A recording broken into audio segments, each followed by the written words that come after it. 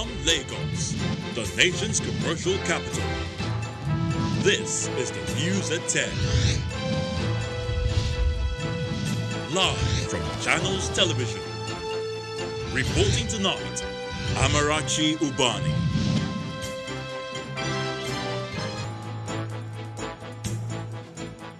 Tonight, again, armed bandits strike in Kaduna State, killing 7 people in fresh attack in Chikun local government area. State governors talk tough, renew commitment to resist attacks by kidnappers, bandits and terrorists, killing innocent people across the country. President Muhammadu Buhari extends mandate of Presidential Task Force on COVID-19 until March next year, following spike in coronavirus cases. And the European Union urges member countries to lift UK travel bans over new variants of COVID-19. Plus, business, sports, and later from our international news from our London studios. On business news tonight, Nigerian Investment Promotion Commission to unveil its single window investors portal in the first quarter of 2021. On sports news tonight, World Football governing body FIFA files a criminal complaint against former President Sepp Blatter over misappropriation of funds to the tune of $564 million.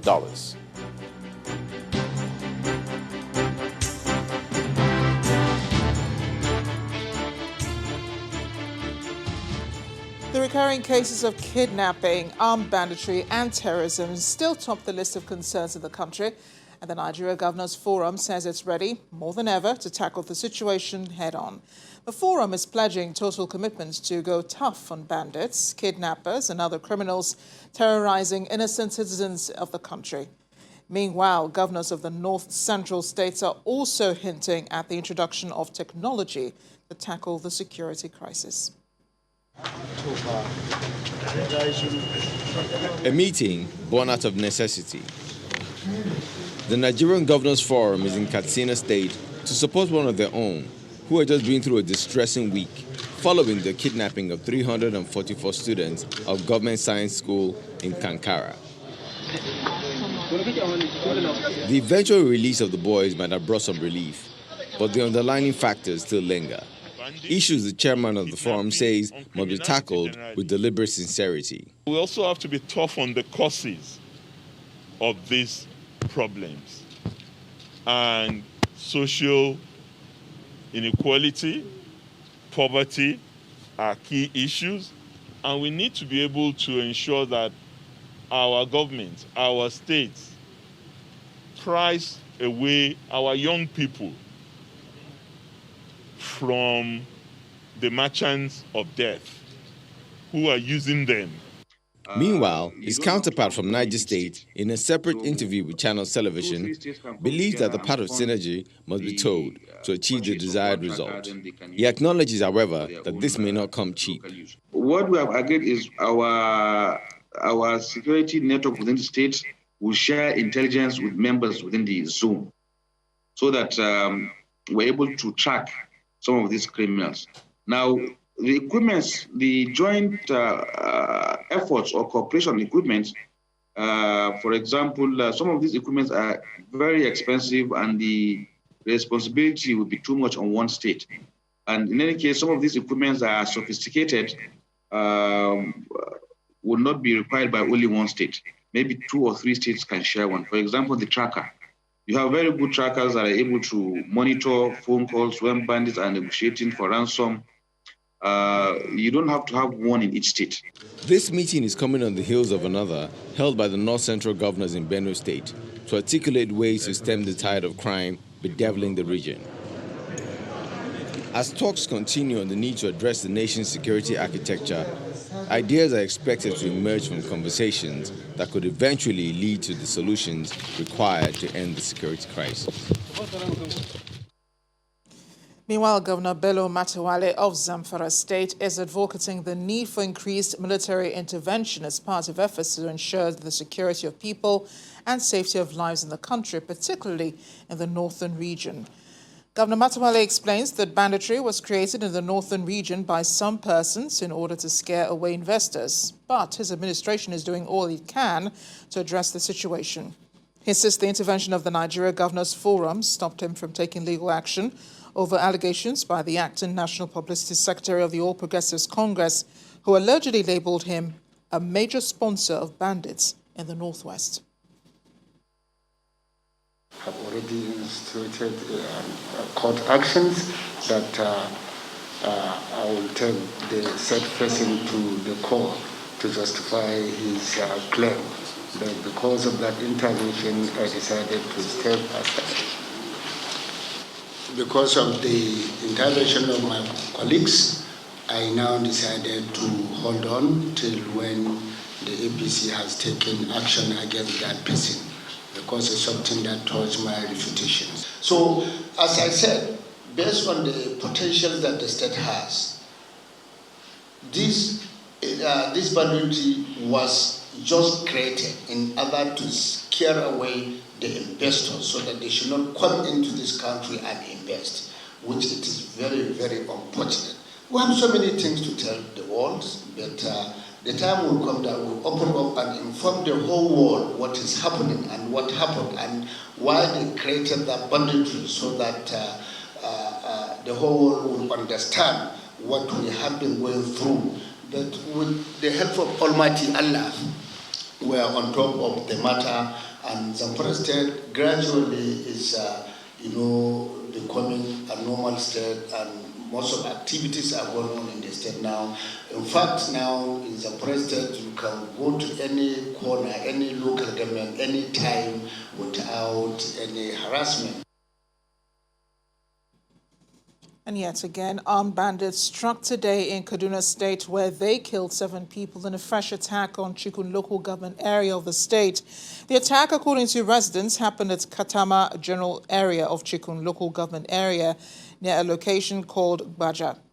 The residents explained that 4 people also sustained various injuries. Meanwhile, in a similar development, bandits also attacked another community, Ongua Tagwaye Doka, in the same local government, where they kidnapped 3 people. The Kaduna State Commissioner for Internal Security and Home Affairs, Samuel Arwan, who confirmed the incident, says security agencies are conducting investigations at the affected locations, adding that the state government awaits official reports and other details.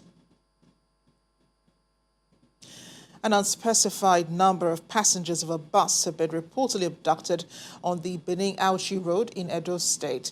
The incident was said to have occurred at a failed portion of the busy expressway in the early hours of today near a rubber plantation.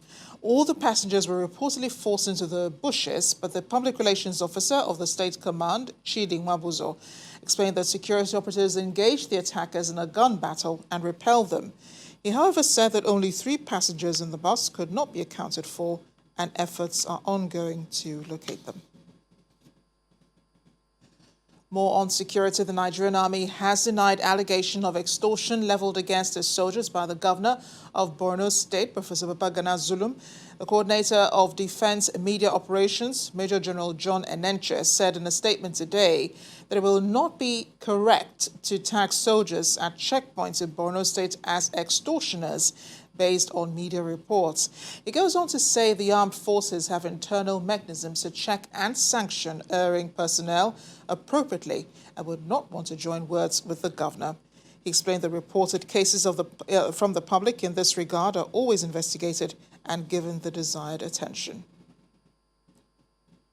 The Department of State Services has raised an alarm on what it calls plans by some criminal elements to carry out violent attacks on public places, including key and vulnerable points during the Yuletide.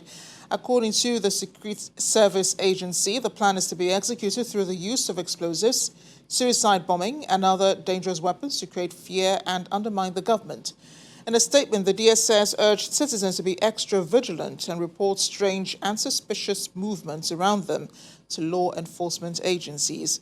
The service says it is collaborating with sister agencies to ensure adequate protection of lives and property.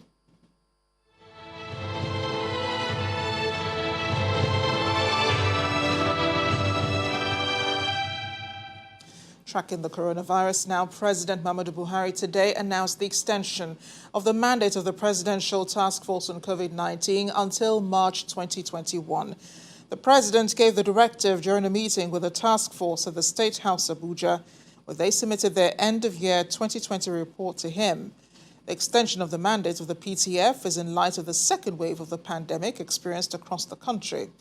According to the president, the gains made in the fight against COVID-19 pandemic in the past 9 months must not be lost.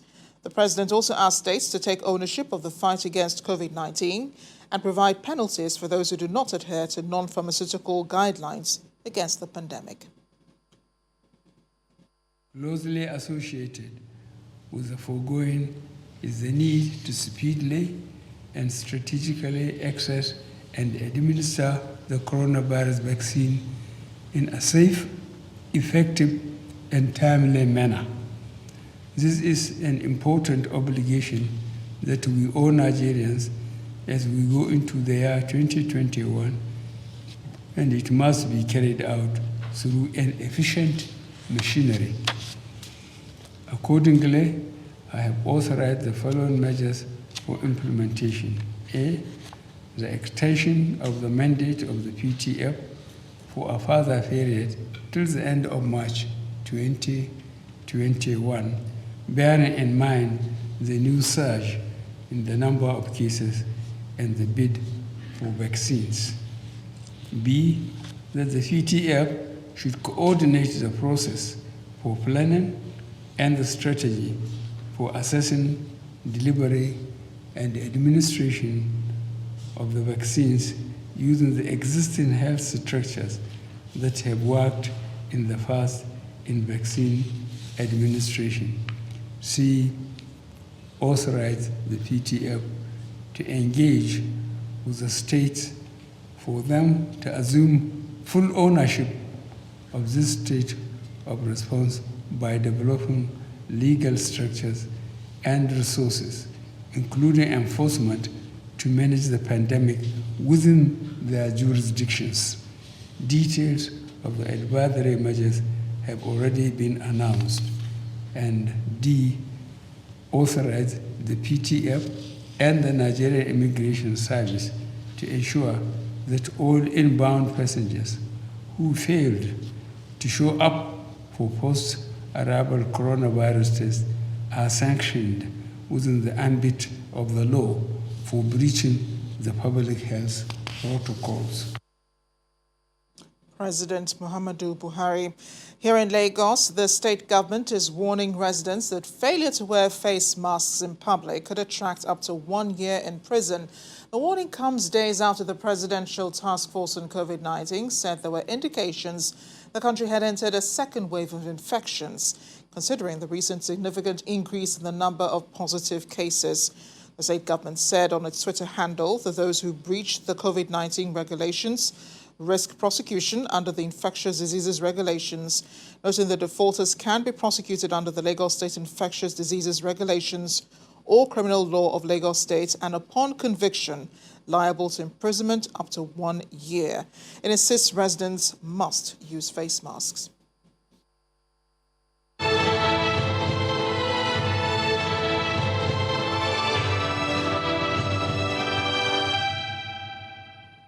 In other news now, former President Goodluck Jonathan and former Vice President Nnamdi Sambo were both at the State House in Abuja today, where they met separately with the president. First to call was the former Vice President, who is heading the ECOWAS election missions in Niger. In a statement following the visit, President Muhammadu Buhari promised robust support to the Republic of Niger, which holds its presidential and National Assembly elections later this month.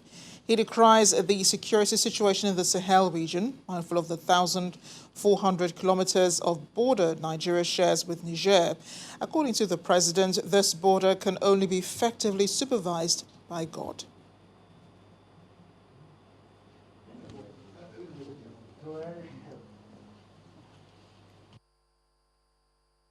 The president of the Gambia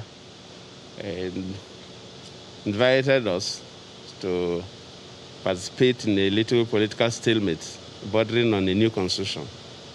And that I was asked as an extension of the job I've already been doing at the instance of the president and other ECOWAS heads of state. So I came back last night, and we finished Our first set of discussions will continue in January. So I have just come to brief Mr. President about that because we need to know details about the issues. We are progressing, but we have not concluded. But we are hopeful that we'll conclude it properly. And that was former President Goodluck Jonathan briefing President Buhari on his recent diplomatic visit to the Gambia.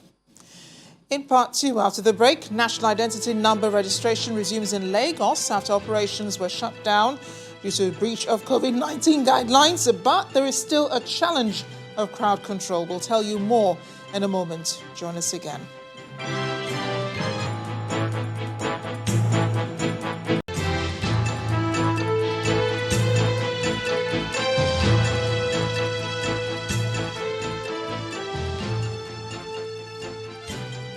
Welcome back. If it has joined us, watching the news at 10 live on Channels Television Lagos. A reminder of our top stories. Again, armed bandits strike in Kaduna State, killing 7 people in fresh attack in Chikun local government area. State governors talk tough, renew commitment to resist attacks by kidnappers, bandits and terrorists, killing innocent souls across the country. President Muhammadu Buhari extends mandate of Presidential Task Force on COVID-19 until March next year, following spike in coronavirus cases. And European Union urges member countries to lift UK travel bans over new variant of COVID-19.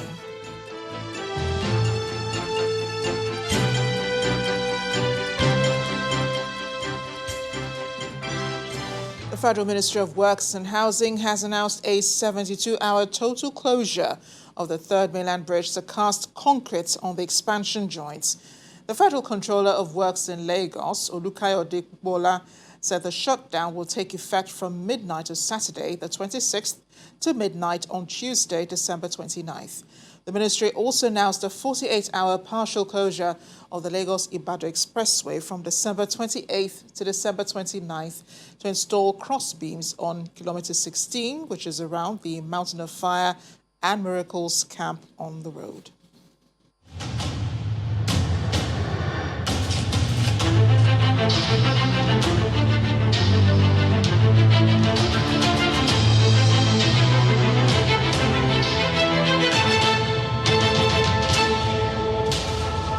Staying in Lagos, the head office of the the Lagos State Judicial Panel on Restitution for victims of SARS and other related matters continued its sitting today with 16 cases listed for hearing. One of the highlights of today's sitting is the petition of late Kolade Johnson, who was allegedly killed by a SARS officer in 2019 in the Mangoro area of Lagos. 2 representatives, Kolade's neighbor and sister, were present to testify on his behalf. On the prompting of his lawyer, Wale Adeboyojo, the first witness, Nana Samuel, recounted how the victim and others went to an eatery in March 2019 to watch a football match and how Kolade Johnson was shot dead.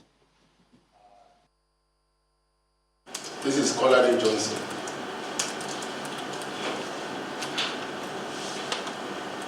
I even came with his vest. We walked the day he was buried. Because each day I remember, I always weep. Because I would have been a second victim, if not for God. Because he was right beside me. And each day I see the Nigerian police, I am full of fear. Especially when I see them with rifle. Because the Nigerian police that should protect has now become a terror. So most of the time I'm afraid... Mr. Chairman, I take objection violently to that kind of words. He's here to give evidence and not to incite aspersion on the Nigerian police officer. So, Mr. Chairman, I want the witness to withdraw that statement. Ask office. You are supposed to give evidence of what you know, not your opinion on the Nigerian police. Ask office.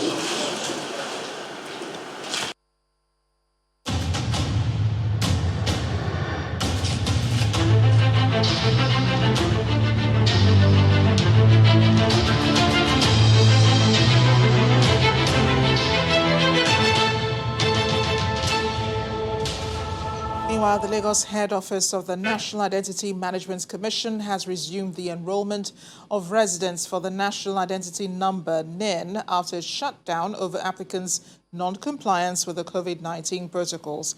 However, it may have to brace for crowd control as more people continue to throng the registration center despite the extension of the deadline for the enrollment.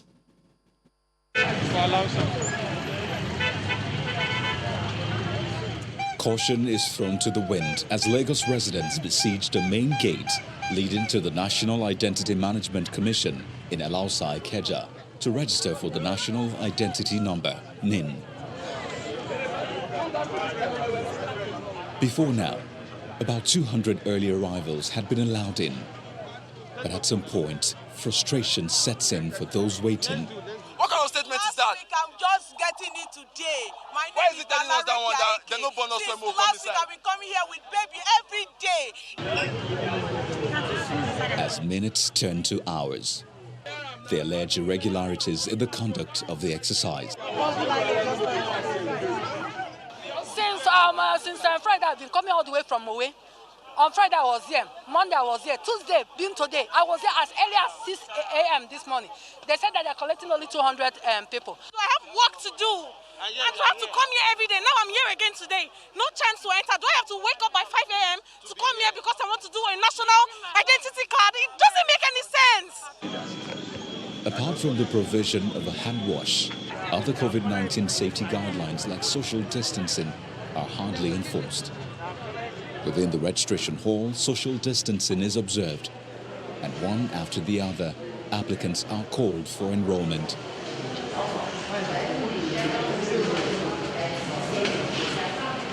Seven points are provided to attend to various needs: enrollment, customer complaints, and slip collection. But one wonders how this number of systems can handle the crowd. We can attend to 500 people minimum in a day, but it's just that first come, first served basis. The process that we took up is that people at the gate that wants to collect the NIN, what we'll do is collect the tracking slips and print and return back to them, because they don't need to come into the premises because we have to adhere to the safety guidelines. There is no center in Lagos State that is not working as I speak. We have close to 70 centers in enrollment centers in Lagos, aside the state office that is up and running. The aged, the physically challenged, and those with special needs also present themselves for the NIN registration. We took them to another office, making two systems inside this building for the elderly, the pregnant women, and the nursing mothers. The National Identity Management Commission is confident that with the new addition of 203 licensed data capturing agents, it will enroll over 200 million Nigerians before February the 9th, 2021, which is the new deadline for linking of national identification numbers with SIM cards. The federal government says the country has moved one step closer to self-sufficiency in liquefied petroleum gas production as President Muhammadu Buhari inaugurates the integrated gas handling facility and LPG processing and dispensing plants in Oredo, Edo State. The plants, built and operated by the Nigerian Petroleum Development Company, will deliver 240,000 metric tons of commercial-grade liquefied petroleum gas and propane and 205 billion standard cubic feet of lean gas into the domestic market daily. The president believes that the project will provide hundreds of jobs for Nigeria's youth and go a long way towards expanding the gas sector's footprint. In the last few weeks, it's been an aggressive demonstration of gas utilization propensity by the federal government. From Abuja some days back, when the auto gas conversion program was launched, attention has shifted to Edo State, specifically in Ologbo community, where a massive waste-to-wealth project has been built, operational, and serving the economy. And that explains the guest list made up of top shots from the industry, traditional rulers, and the president, who is on hand again to commission this project.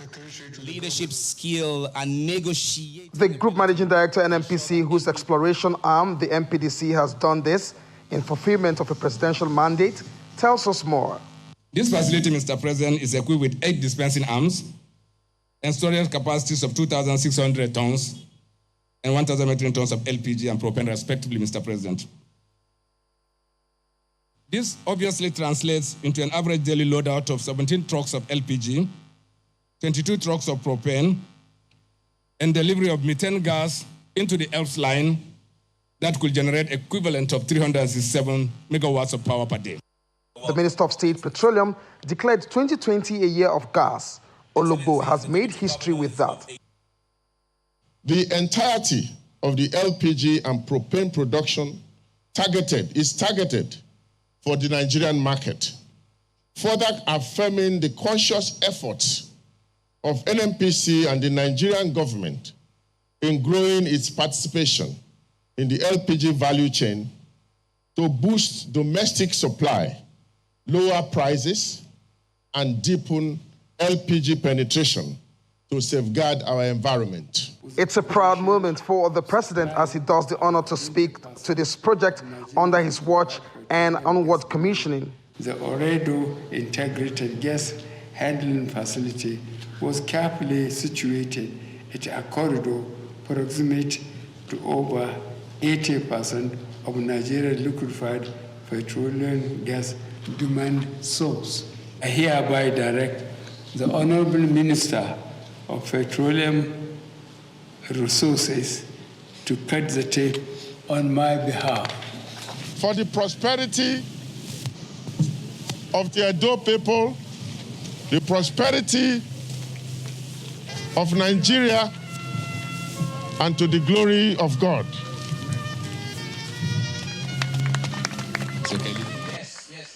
The integrated gas handling facility also comes with a storage and dispensing plant for LPG, and this location provides a significant backup to the processors. Over the decades, we've explored for gas in Nigeria, but the tendency and practice has been to pipe all that gas towards the waterfronts and export the gas abroad. That has changed in 2020. At full throughput and availability, the MPDC is projected to earn $300 million every year from this facility, just from gas derivatives alone, excluding crude. Olu Phillips, Channels Television News. And when the news at 10 returns, Nigerian Investment Promotion Commission to unveil its single-window investor portal in first quarter of 2021. That's on Business News. Join us again.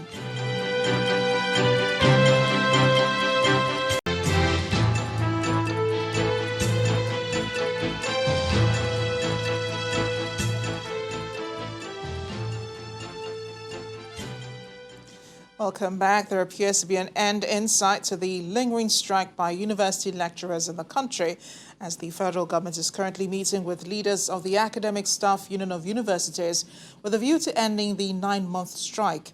Before the meeting, which started around 6 p.m., entered into a technical session, the Minister of Labour and Employment, Dr. Chris Ngige, expressed optimism that they will finally reach an agreement today.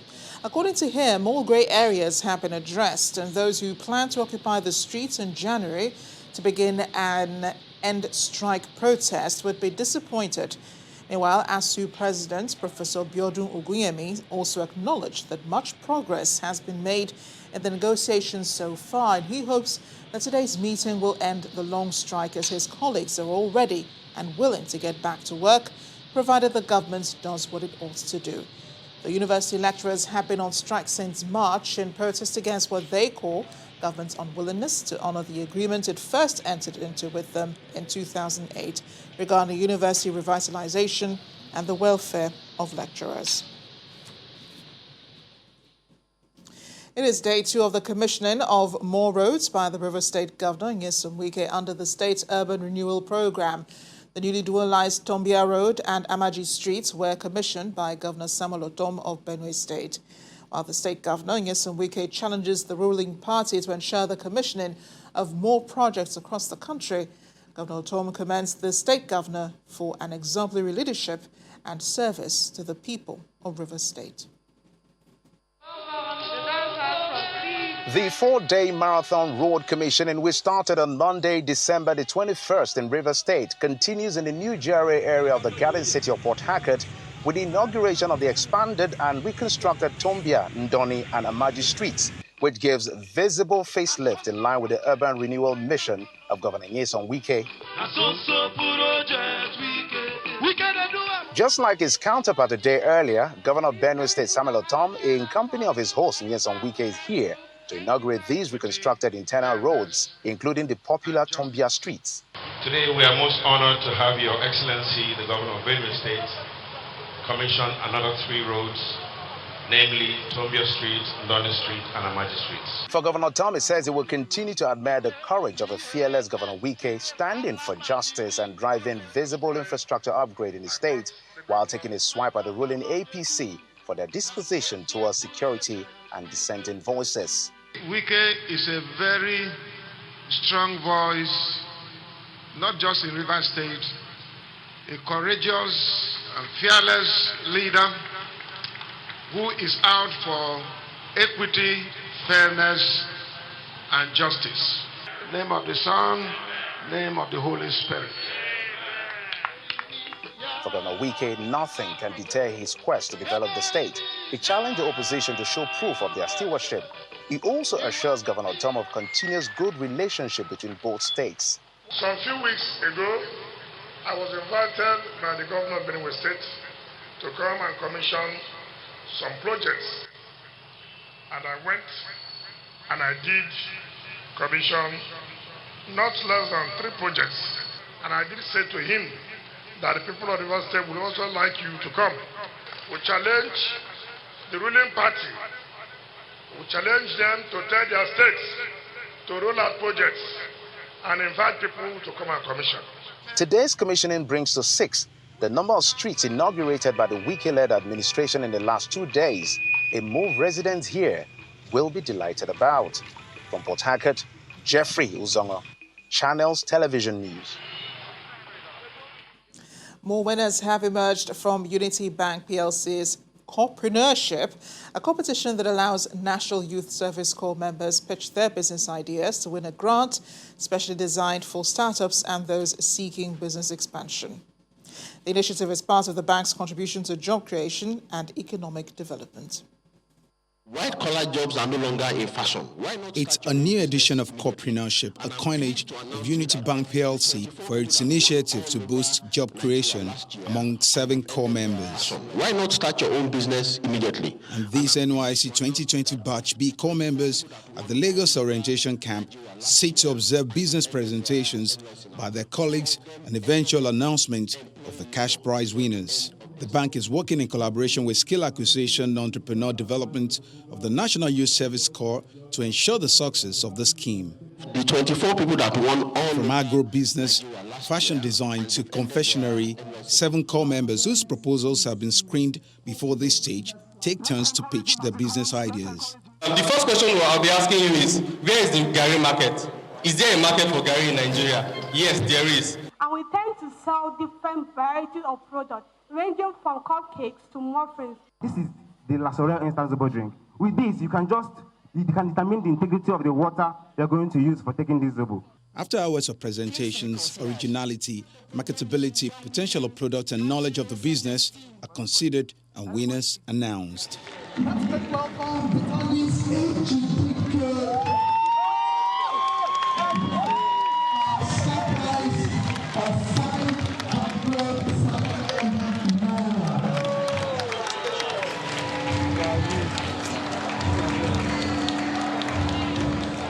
Our capacity is low, and because of production machines that we have, that are actually low capacity production machines. So we hope to get more efficient ones, more bigger, with one with bigger capacity that can produce more.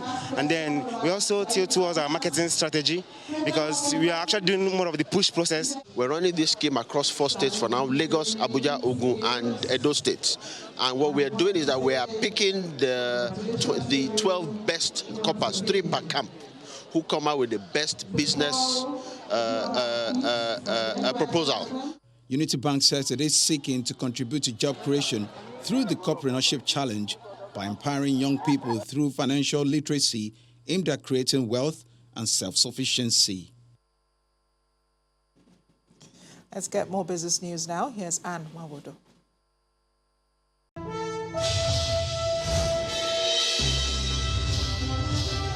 Thanks a lot, Amarachi. Hello and welcome to Business News. The Nigerian Investment Promotion Commission says its single window investment portal, which will facilitate business and investments in Nigeria, will begin operation by the first quarter of 2021. According to the NIPC, which has been programmed to serve in response to the impact of the COVID-19 pandemic, will have four components, and that's the Pioneer Status Incentive, Investor Relationship Management, Investment Profiling, and One-Stop Investment Center.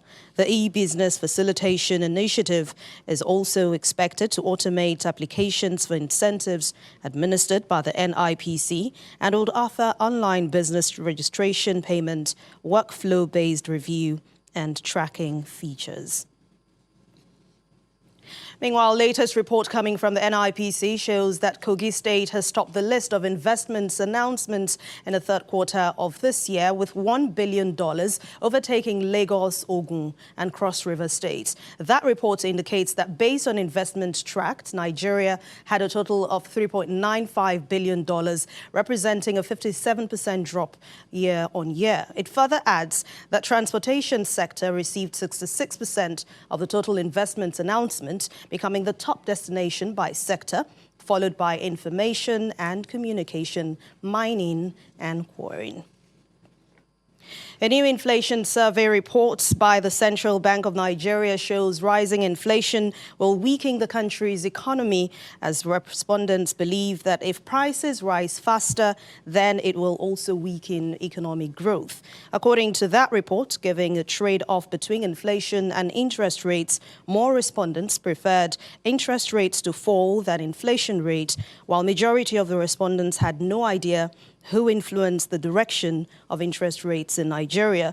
Of the total respondents, 1.7% thought prices had gone down or not changed at all. 79.1% felt that prices had risen by at least 3.0%, while the 18.3% felt the prices inched up by more than 1.0%, but less than 3.0%.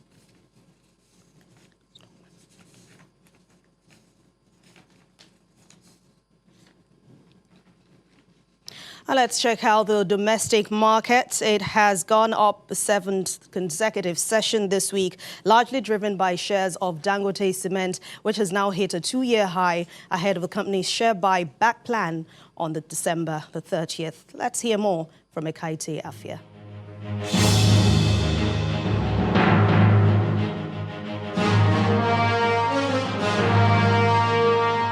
Thanks for joining us for the Stock Market Report. Despite concerns over rising cases of COVID-19 in the country, investor sentiments towards the local stock market remains upbeat, as the bull is still charging further with the same resilience at which it started the fourth trading week of December. After defying the impact of sell pressure and a negative market breath, primary indicators ended upbeat for a seventh consecutive session, after a massive 6.34% rally from Dangote Cement, as well as support from 14 other equities, lifted the market's overall performance higher by 1.20% today. However, this did not come as a surprise, as traders say that investors are still taking advantage of the low price of the industrial giant, which has also proven to be one of the most attractive stocks on the NSE. On the other hand, total volume of equities transactions was nearly the same as what was recorded in Monday's session, as 442.22 million shares changed hands in nearly 5,000 deals, led by the shares of Zenith Bank, AXA Mansard, and GT Bank. It would not be wrong to say that Santa Claus is visiting the market, so we keep our fingers crossed with more positive expectations for the rest of the week. Well, that's all for the Stock Market Report. I'm Ekaite Afia.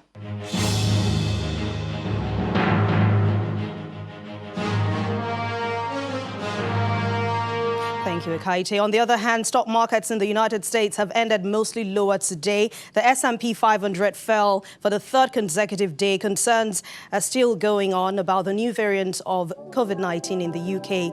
This is still weighing down on investor sentiments. But let's see the closing numbers for today.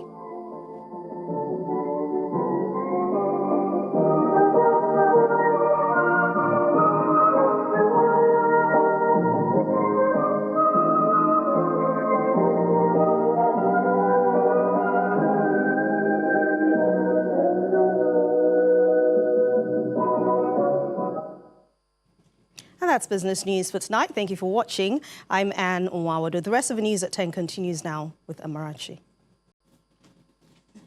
Thanks a lot, Anne. Ambassadors from the European Union are meeting to sort suspending travel from the UK after the country reported a new coronavirus variant, though France has announced a limited resumption of travel from the UK.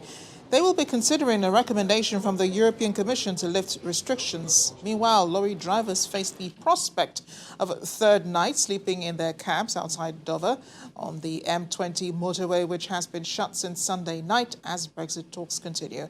Simon Pusey has more international news in Around the World in 5. Good evening and welcome to the Channel Studios here in London with your international news around the world in 5. The US Congress has passed a long-awaited $900 billion package of coronavirus pandemic aid after months of political wrangling. The yeas are 359, the nays are 53. The aid includes direct payments for many Americans and support for businesses and unemployment programs. The money is to accompany a bigger $1.4 trillion spending bill to fund government operations over the next 9 months.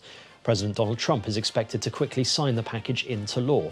President-elect Joe Biden welcomed the relief package, but said Congress needed to get to work to support his COVID-19 relief plan in the new year. The British government is working with France in an attempt to find a way to lift border closures that have snarled one of Europe's most important trade routes just days before the Brexit cliff edge.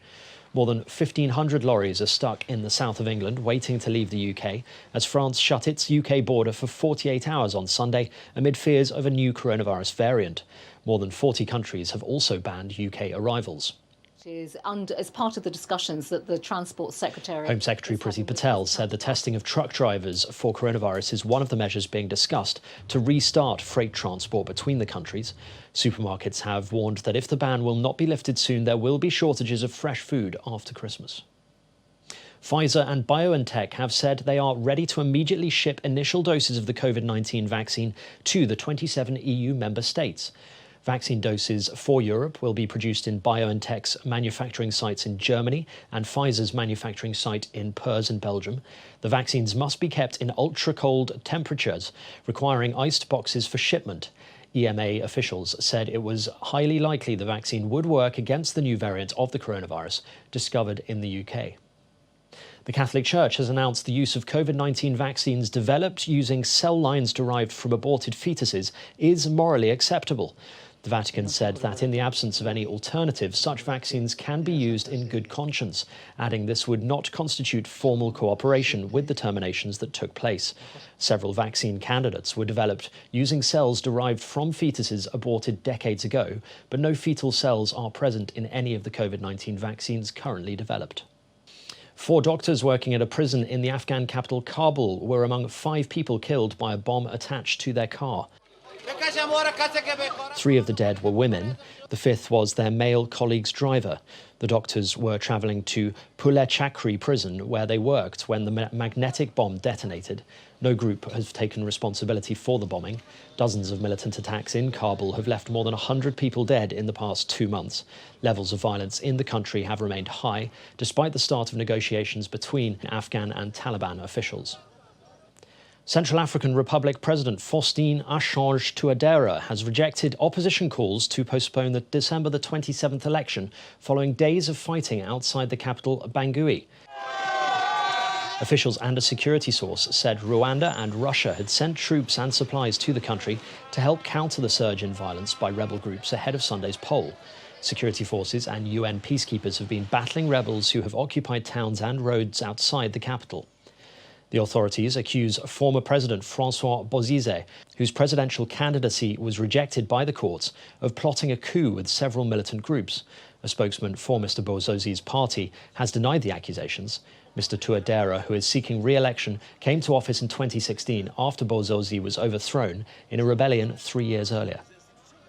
The United Nations has appealed for $156 million to help the tens of thousands of refugees who have fled fighting in Ethiopia's Tigray region. Ethiopia's army has been fighting rebellious forces in the northern Tigray region for over 6 weeks in a conflict that has displaced close to 1 million people. Access for humanitarian workers has until recent days been impossible, and rights workers are now seeking access on the ground to verify reports. Both sides deny their forces have committed atrocities and blame other forces for the killing of civilians. Accounts on all sides are difficult to verify because telecommunications links were down for most of the conflict and the government tightly controls access to the region. And finally, the evening sky over the Northern Hemisphere has treated stargazers to a once-in-a-lifetime illusion as the solar system's two biggest planets appeared to align. Astronomers call the rare spectacle the Great Conjugation, which results from a near convergence of the orbits of Jupiter and Saturn that happened on the winter solstice, the shortest day of the year. For those able to observe the alignment, the two frozen gas spheres appeared closer and more vibrant than at any time in 800 years. Those who missed it, though, may get the chance to see the phenomenon in March 2080. And that's your international news around the world in 5. Now back to the Channel studios in Lagos. Thanks a lot, Simon. And now sports news. Here's Matawalle.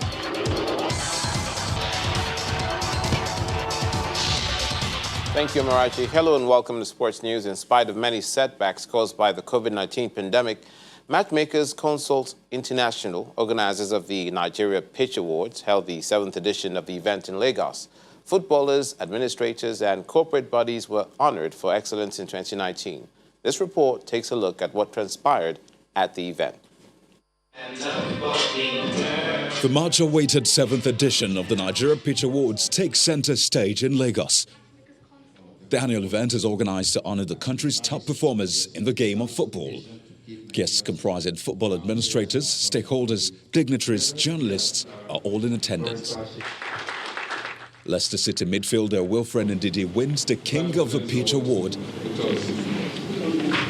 as Asisa Toshola is named Queen of the Pitch, while awards are also presented in different categories.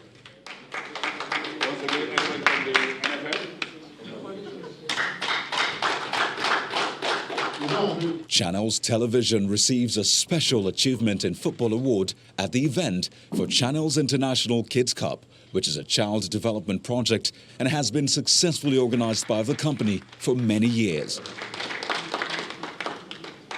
Matchmakers Consult International, organizers of the awards, reiterate its commitment to rewarding excellence. I have my eyes for the future. And what I'm trying to say, in fact, is that as long as God will keep us into good old age, this award will definitely outlive us by God's grace. We put the right structure in place. Once it's built on truth, it's built on integrity, and then we have the right college of voters. We didn't set out to make money. And that's why this award, I would say, arguably so, has remained one of the most, if not the only audited award in Nigeria. First of all, I think you give honor to who honor is due. And I think there are people, and I like the fact that it's not just celebrating like people who play sports. It's celebrating journalists, it's celebrating people in media, it's celebrating humans who have, in some way or the other, contributed to the betterment of society. The Nigeria Football Federation pledges to continue supporting the event. The organizers have been very tenacious. If not, they would not have even been able to hold it this year. So that's why the NFF has been impressed and stuck with them and said, look, keep doing what you are doing because you're doing a great job. Yeah. With the successful staging of the events, despite many setbacks, the organizers can now heave a sigh of relief as they look forward to hosting the next edition. Thank you so much. Thank you. FIFA has filed a criminal complaint against former President Sepp Blatter over the finances of its loss-making museum in Zurich, Switzerland. According to FIFA, the museum generated a bill of $564 million that instead could and should have been channeled into the development of global football. The museum, a landmark Blatter project, was opened in February 2016 by current FIFA President Gianni Infantino just after he was elected as the successor to Blatter. Under Blatter, FIFA spent $140 million on refurbishing and renovations on an office building and signed an unfavorable long-term rental agreement above market rates that will cost the organization $360 million by its date of expiration in 2045.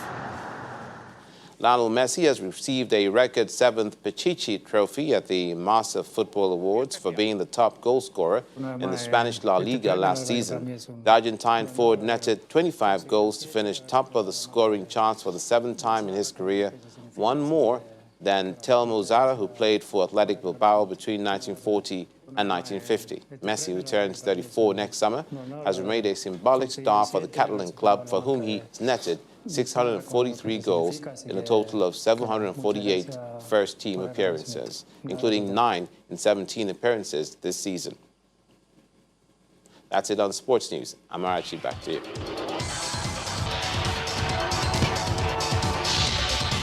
Thanks, Olumide. And the main news again. Armed bandits struck today in Kaduna State, where they killed 7 people in fresh attack in Katama General Area in Chikun local government area of the state.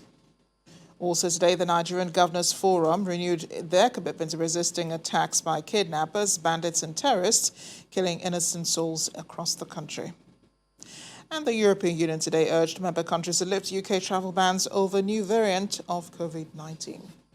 That is the news at 10 tonight. Thank you for watching. I'm Amarachi Ubani. Good night and stay safe.